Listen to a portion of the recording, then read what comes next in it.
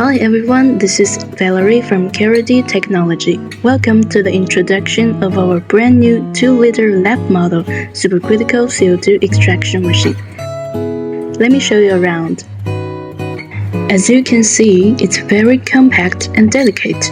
All the pumps, vessels, and pipelines are well placed behind the transparent acrylic sheet, so that you can easily keep an eye on the operation status of every machine. Let me introduce to you one by one. First, it's the chiller. It can accurately set the temperature as we need to cool down the CO2 from gas into liquid state and circulate through the system. To be noticed, for small chillers, there's a lid and you can clearly observe the coil and cooling water in it. Then there are the pumps, including CO2 injection pump and co-solvent pump. They rest behind these magnetic cabinet doors. Let's have a look inside. We also call this pump the main pump, as it's like a heart that feeds continuous carbon dioxide into the machine. There's also a small detail. We equipped with a small sink for catching condensate generated during operation. Open the other door, we can see the co-solvent pump and co-solvent tank. For example, we could add ethanol here and it will be pumped into the mixer with CO2, then goes into the extractor.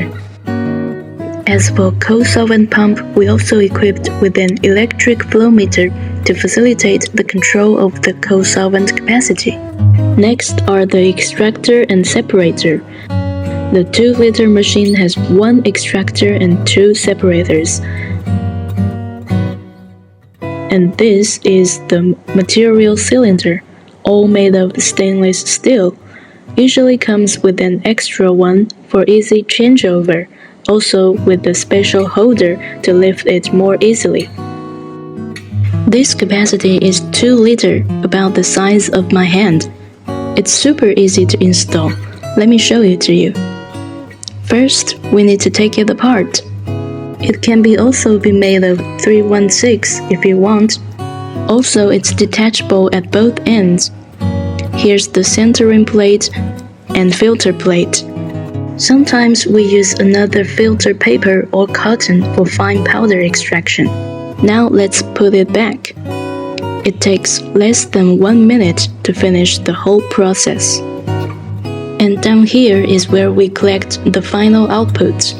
You can see the venting valves of extraction, separation 1 and separation 2. After thousands of experiments, we adopt this kind of curved pipe design to avoid material from flushing.